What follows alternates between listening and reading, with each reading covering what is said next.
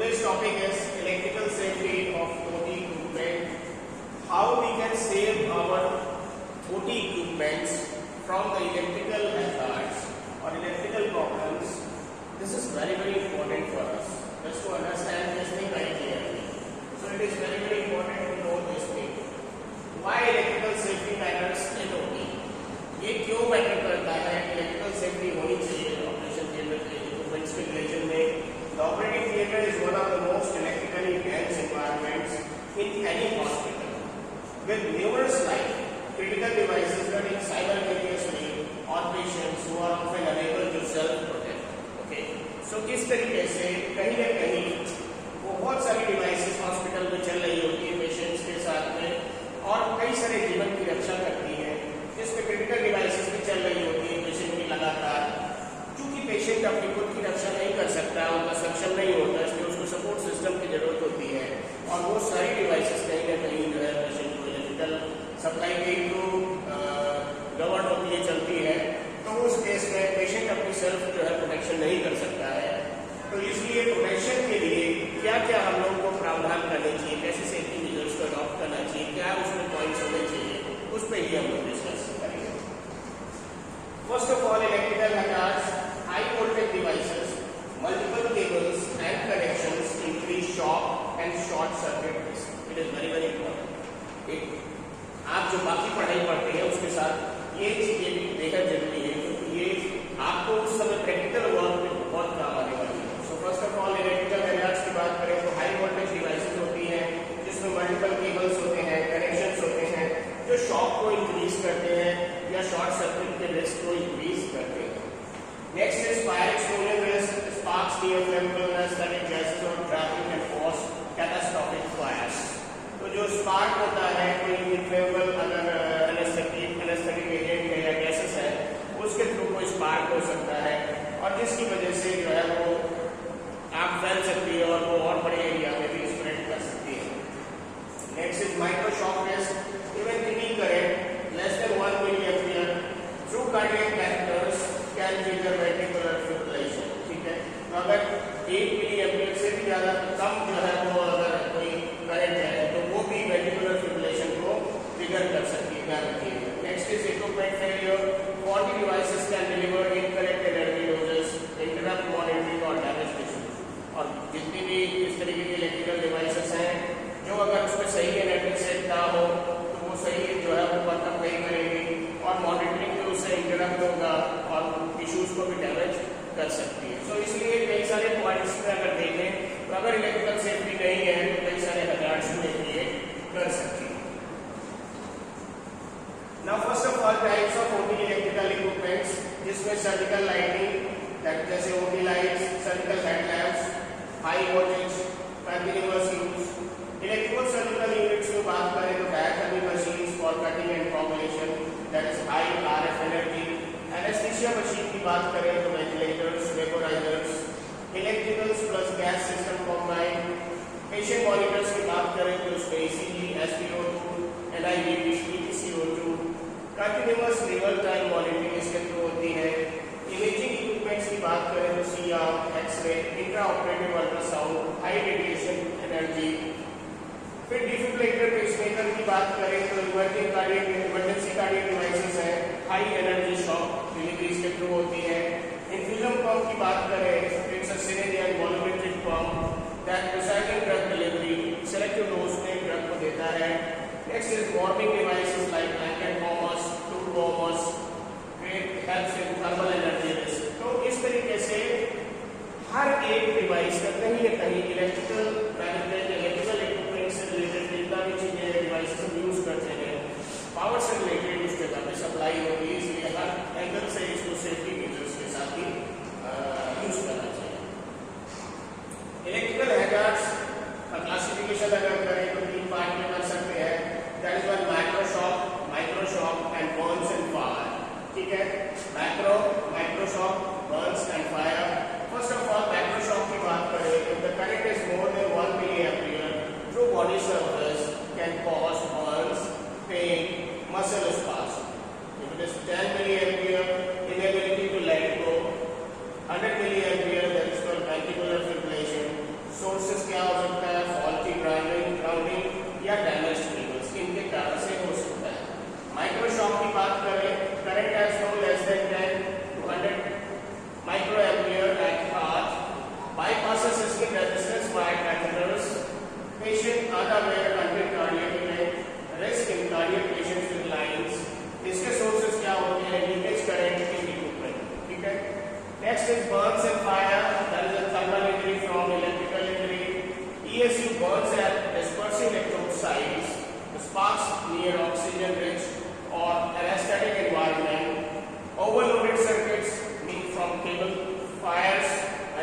sources are ESU and surgical lasers trapping. ठीक है, तो ये तीन तरीके से कहीं ना कहीं इलेक्ट्रिकल हैजार्ड से क्लासिफिकेशन किए गए। Next is IEC 60601 equipment safety classification. All OT equipment meet IEC 60601 standards classification determines acceptable leakage current limits. First of all, class 1, that is earth grounded equipment relies on protective earthing. Fault current is directed straightly to ground. Most equipment falls in. It is less than 500 microampere. Next is class 2, that is double insulated, no earth connection needed. Protection via double or reinforced insulation. For example, some monitors and infusion pumps, and it is less than 500 microampere. Type B, that is body non-cardiac, applied parts not intended for cardiac, direct cardiac contact. Standard isolation, its example is ACT leads on a skin surface. It's less than 100 microampere. Type BF, that is body floating, isolated floating applied parts, highest protection from microshock, used for surface contact device near heart. Okay. So type CF की बात करें तो highest protection, directly applied to heart, intracardiac, mandatory for placing catheters and intercardiac ECG. इसमें 100 microampere से कम और इसमें 10 microampere से कम। तो इस तरीके से ये जो क्लासिफिकेशन है class 1, class 2, class B type, BF type, CF, इस तरीके से क्या डिवाइस को किस तरीके से हम क्लासिफाई करें और कैसे सेफ्टी नॉर्म्स को यूज करें, ये सारी चीजें इसमें मेंशन की हैं। Next is grounding and isolated power systems. Protective earthing, that is grounding, provides a low resistance path for fault current to earth, prevents dangerous voltage build-up on equipment chassis. All classes 1 devices must be earthed via 3-pin plugs. Earth continuity must be less than 0.1 ohm, tested regularly. Equipotential bonding, all metal surfaces in OT at same potential. Broken earth is equal to silent but lethal. Isolated power system, that is called IPS, isolated OT circuits from earth using an isolation transformer. First, all doors not trip the circuit, salary continuous safely. Line isolation monitor, that is called LIM, detects insulation faults. LIM alarms sound when hazard current approaches 2 milliampere. Mandatory cardiac OTs where microshock risk is highest. Allows identification and correction of fault without power. So इस तरीके से identify किया जा सकता है किस समय क्या स्थिति है। Next is electrosurgical unit, that is called ESU, or diathermy, that is safety. ESU or diathermy is the highest electrical risk device in OT. It delivers radio frequency current 300 kHz to 3 MHz at up to 400 watt to cut or coagulate tissue. Okay, so ESU hazards क्या होते हैं जानिए। Burns and dispersive electrodes return pad के लिए overly apply, ठीक है। Dispersive जो electrodes होते हैं रिटर्न पैड, उस अगर ओवरली अप्लाइड है तो बर्न हो सकता है। Alternate side walls can find alternate path to work. Interference with pacemakers and monitoring equipments, जो पेसमेकर होता है, मॉनिटरिंग इक्विपमेंट होते हैं, उनके साथ इसका इंटरफेरेंस हो सकता है. If fire risk activated near oxygen rich environment और ट्रैप्स, तो अगर ऑक्सीजन के आसपास है तो फायर के चांसेस हो सकते हैं. Next is capacitive coupling cause unintended tissues burn, ठीक है। तो अगर कैपेसिटिव कपलिंग कॉज करती है unintended tissue burn, safety precautions क्या करेंगे? Apply return electrode pack on free dry air free skin, ठीक है। Next, position pack close to operative side, back surface contact, use lowest effective power setting, confirm with surgeon, never activate ESU near oxygen sources. ये ध्यान रखिएगा, कभी भी कोई भी ESU unit जो है वो ऑक्सीजन सरफेस के या ऑक्सीजन सोर्स के पास ना यूज करें. और alcohol state preparations use biomolar ESU for patients with pacemaker और ICDs. Check cable insulations integrity before every use, और हर यूज से पहले ये जरूर देख लें कि जितने भी केबल्स हैं प्रॉपर्ली इंसुलेटेड है कि नहीं. Next is preventive maintenance and inspection.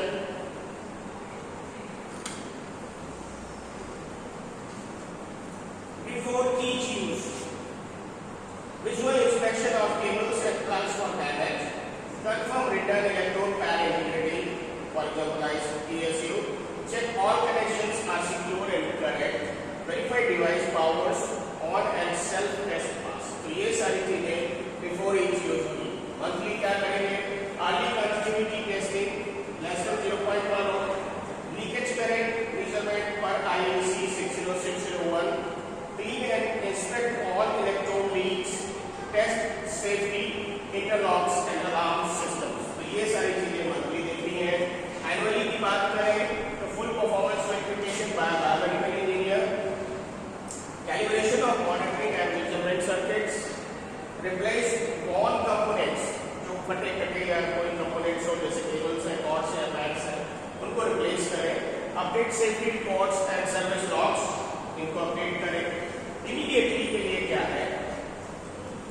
Remove equipment showing burn marks or sparking. अगर कोई भी ऐसा मार्क है जो burn को या spark को शो कर रहा है तो उसको तुरंत हटाएं. Take offline if patient complains of burning or shock. अगर patient को burning या shock की complaint करता है तो तुरंत उस device को हटाना है. Report all electrical incidents to chemical engineer. जितने भी chemical engineer हैं, अगर कोई ऐसा issue होता है तो उनको inform करना. Do not use equipment with damage insulation. और दूसरी बात, कोई भी अगर damage कोई भी part है या damage insulation है जो covering है वो हटी हुई है, कटी हुई है, तो ऐसे में फिर उस part को या उस equipment को use नहीं करना चाहिए. उसको इमीडिएट रिपोर्ट करना चाहिए. Static electricity and fire prevention in OT. Fire and explosion hazards में OT is an oxygen enrich environment. Oxygen is more than 21%. Anaesthetic agents जैसे हैलोजन, ईथर या आर फ्लेमेबल है. Electrostatic discharge from synthetic fabrics can ignite. Synthetic fibres होते हैं उनके धुआं फैल सकती है. ESU sparks are the leading ignition source in OT. ESU का spark ignition कर सकता है. Alcohol based stick preparation not fully dry equal to fire risk. Wraps, gowns and hair can definitely sustain flames. ठीक है, तो ये सारे fire exposure hazards हैं. Prevention measures क्या है? Use anti-static as well conductive flooring in OT. Staff wear anti-static footwear tested daily. Avoid synthetic wraps. Use flame-resistant materials. Allow alcohol preparation to fully dry. हमेशा याद रखिएगा जो alcohol preparations होते हैं अगर यूज करते हैं उसको तो ड्राई हो जाना चाहिए तभी कुछ आगे प्रोसेस करें. Before trapping, keep ESU in standby when not in active use. और ESU को standby रखना चाहिए अगर यूज नहीं है. CO2 fire extinguisher must be accessible in OT at all times. Carbon dioxide fire extinguisher हमेशा ready होना चाहिए. Regular fire drill and staff training. Fire triangle awareness must. ठीक है. फायर ट्रायंगल में कोई ना कोई फायर के लिए 3 चीजों की जरूरत होती है. एक तो होता है सोर्स, दूसरा होता है ऑक्सीजन और तीसरा होता है इग्निशन या एयर जिसको कहते हैं. ये तीनों चीजें अगर अवेलेबल हैं तो ऑब्वियसली फायर इग्नाइट हो सकती है. अगर तीन में से एक सोर्स कट ऑफ है तो इग्नाइट नहीं होगा. Next is safe practices and staff responsibility क्या होनी चाहिए. First of all surgeon use ESU only when field is dry and clear. Confirm ESU setting with scrub nurse. Maintain safe distance from flammable weapons. 3 बातें कही गई है. पहला, ESU तभी use करना चाहिए जब फील्ड ड्राई हो और क्लियर. पहली बात. दूसरा, confirm ESU setting with scrub nurse. जो ESU की सेटिंग है वो स्क्रब नर्स से कंफर्म करें. Third, maintain safe distance from flammable weapons. जो भी ज्वलनशील पदार्थ हो उनसे उसको दूर रखें. नंबर नेक्स्ट, एनेस्थेसियोलॉजिस्ट के लिए minimize oxygen concentration when ESU is used. जब भी ESU यूज करेंगे तो ऑक्सीजन कंसंट्रेशन उस एनवायरनमेंट का कम करेंगे. Check all monitoring leaks for insulation integrity. सारी लीक्स को चेक करेंगे, उनके इंसुलेशन को भी कहीं कोई इशू तो नहीं है. Ensure anesthetic machine passes pre use check. ठीक है, ये देखना है. स्क्रब नर्स की बात करें तो वेरीफाई ESU रिटर्न पैटर्न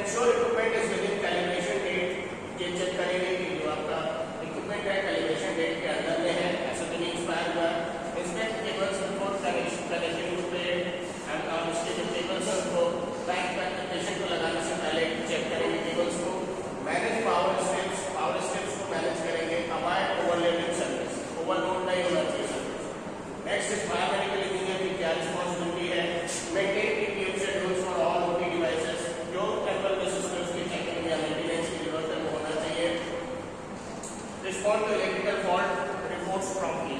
अगर कोई इलेक्ट्रिकल फॉल्ट होती है तो उसको इमीडिएटली रिस्पॉन्ड करना है।